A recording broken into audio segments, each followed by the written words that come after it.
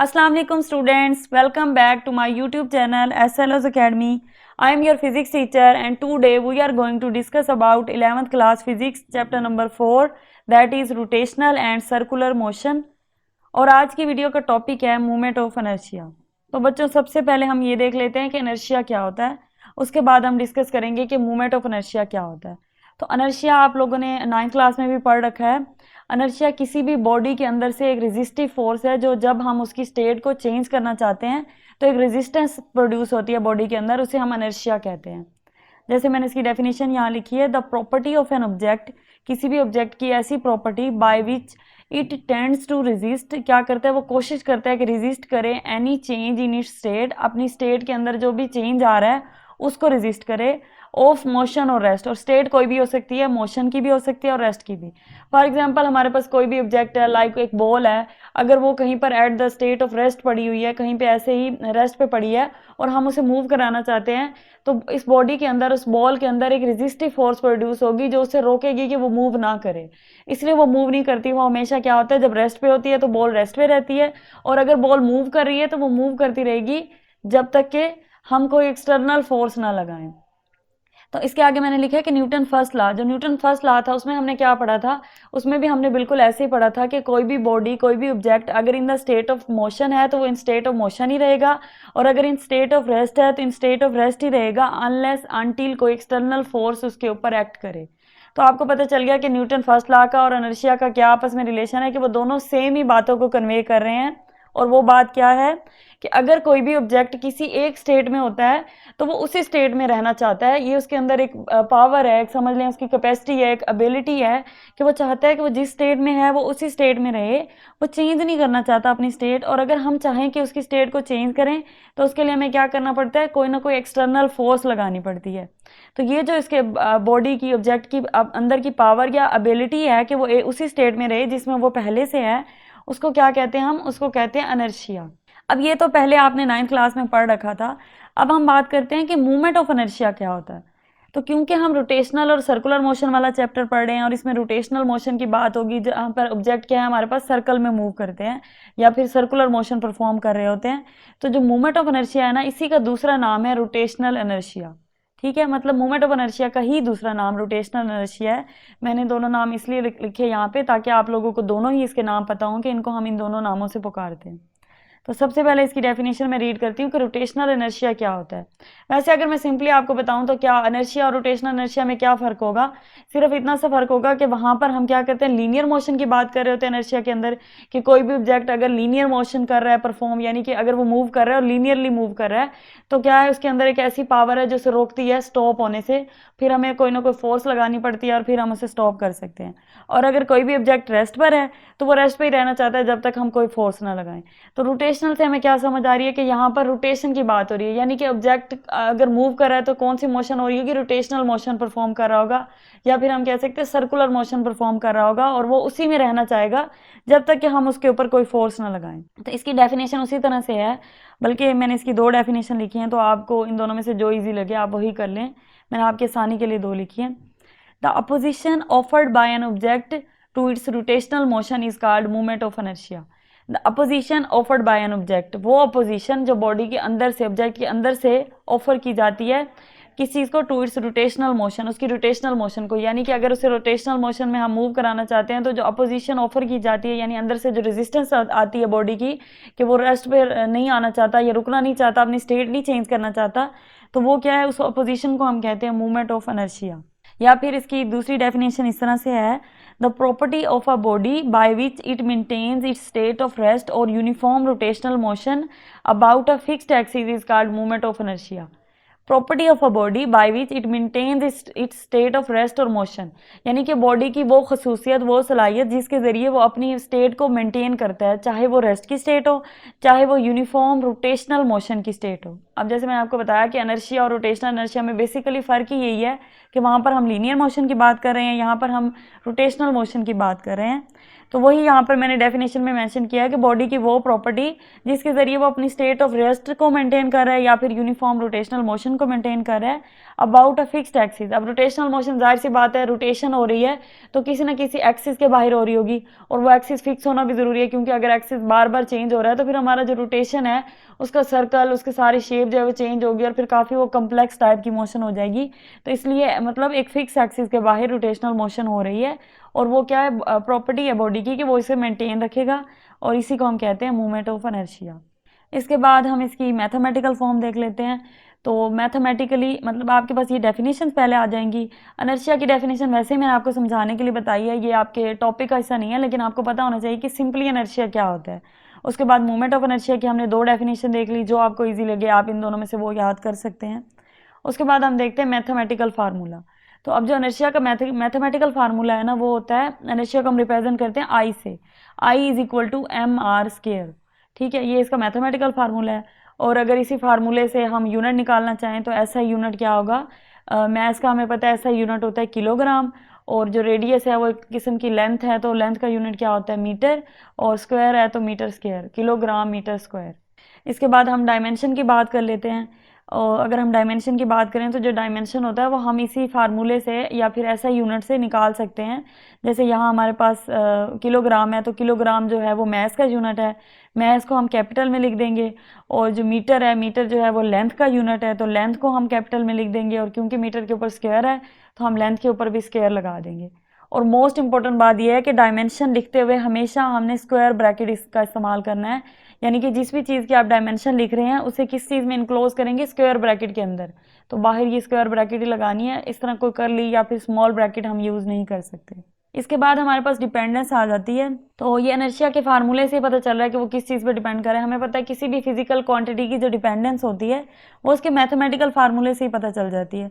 जो उसके फार्मूले में क्वांटिटीज़ आ रही होंगी, जिस भी रिलेशन के साथ आ रही हैं, चाहे वो ऊपर मल्टीप्लाई हो रही हैं, चाहे वो नीचे डिनोमिनेटर में डिवीजन के साथ आ रही हैं, उससे हमें अंदाज़ा हो जाता है कि ये किस तरह से किस चीज़ पे डिपेंड कर रहा है, और क्या ये डायरेक्टली डिपेंड कर रहा है या फिर इनडायरेक्टली डिपेंड कर रहा है।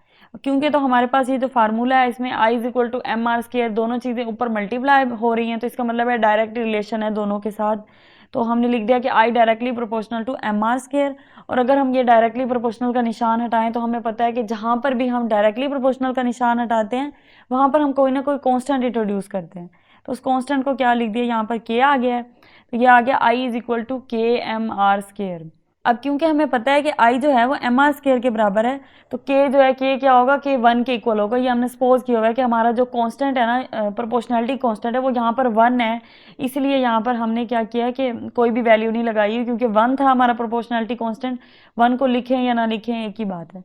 सो हमने 1 नहीं लिखा और हमारा फार्मूला बन जाता है I is equal to M R square. अब इससे क्या पता चल रहा है कि आई किस पे डिपेंड कर रहा है, it depends on the mass and radius. साफ जाहिर हो रहा है कि मैस पे डिपेंड कर रहा है और रेडियस पे डिपेंड कर रहा है। किसी भी ऑब्जेक्ट का मैस और उसका रेडियस, रेडियस क्या होगा, रेडियस वो फासला है जो उस बॉडी का एक्सिस ऑफ रोटेशन से है। यानी जैसे हमने बात की ना यहाँ पर कि रोटेशनल मोशन हो रही है अबाउट फिक्स एक्सिस, तो हमें पता है कि जब एक ऑब्जेक्ट जो है वो किसी फिक्स एक्सिस के अराउंड रोटेट करेगा तो क्या होगा कि उस ऑब्जेक्ट का रेडियस भी तो बन जाएगा ना। जब जैसे सर्कुलर मोशन हो रही होती है, दरम्यान में सेंटर ऑफ सर्कल होता है, तो उस सेंटर ऑफ सर्कल से उस ऑब्जेक्ट का जो डिस्टेंस होता है उसे हम रेडियस कहते हैं। तो हमारा जो इनर्शिया है उस रेडियस पे डिपेंड करता है और मैस पे भी डिपेंड करता है। अब उसके अलावा एक और बात यहाँ पर मैंने लिखी है कि it plays same role in angular motion as the mass in linear motion.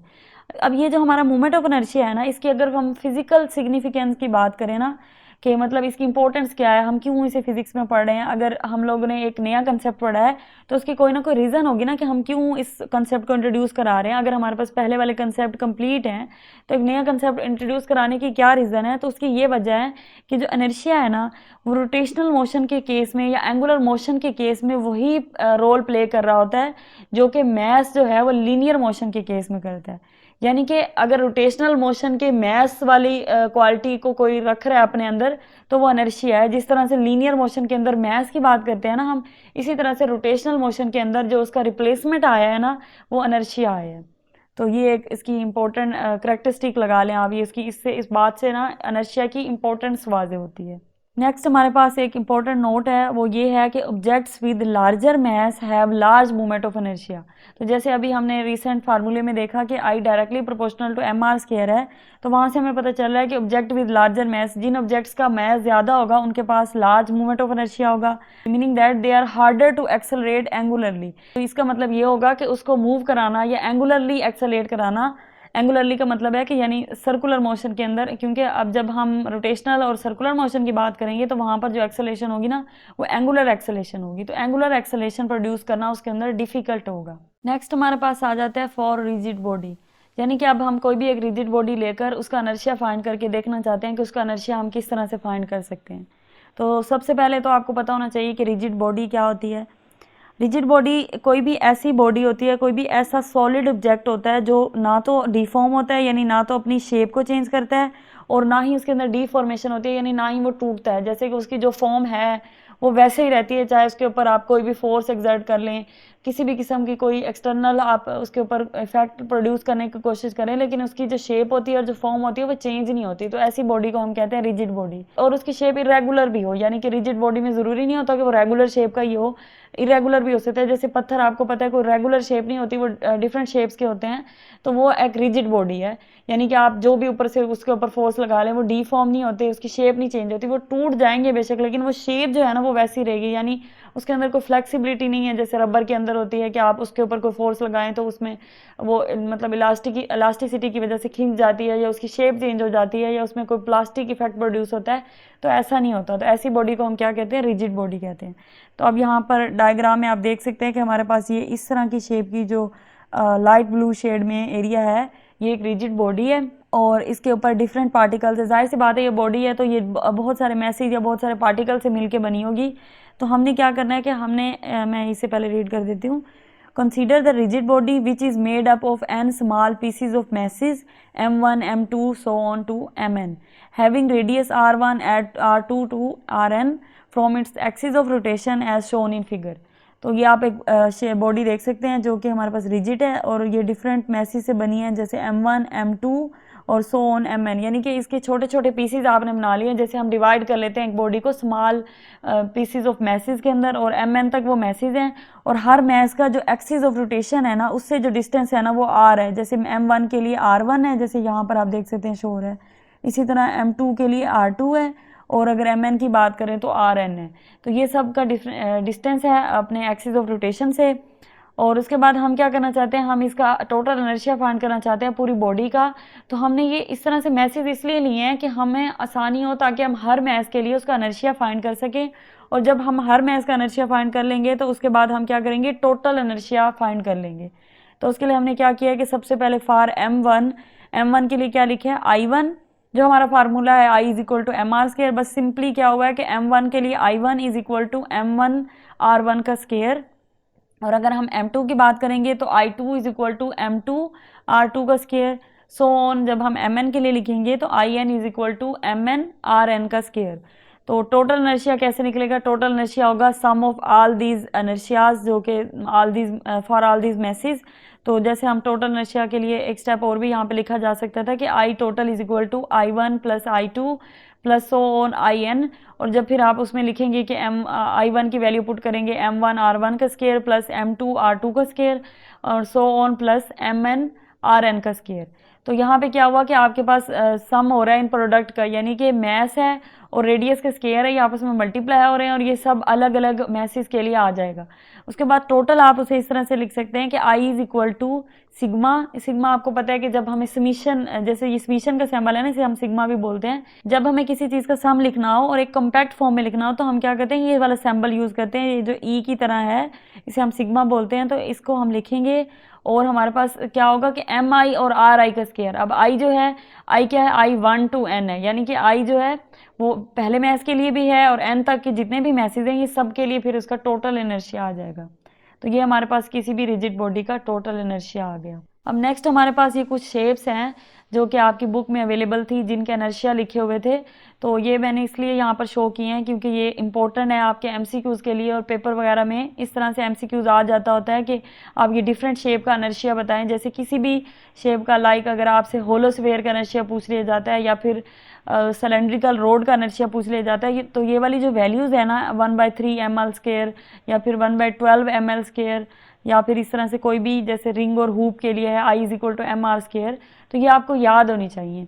तो इनके लिए कोई वो नहीं है कि आप इनके फार्मूलाज लगाएं और इनको फाइंड करें, इस तरह से कुछ नहीं है। बस ये डायरेक्ट शेप्स हैं, आप इसको एक रटा ही लगा लें कि इन शेप्स के नाम याद रखें, और उसके बाद इनके जो फार्मूलाज है ना उनको 2-3 दफ़ा आप पढ़ेंगे तो आपको आई होप याद हो जाएंगे।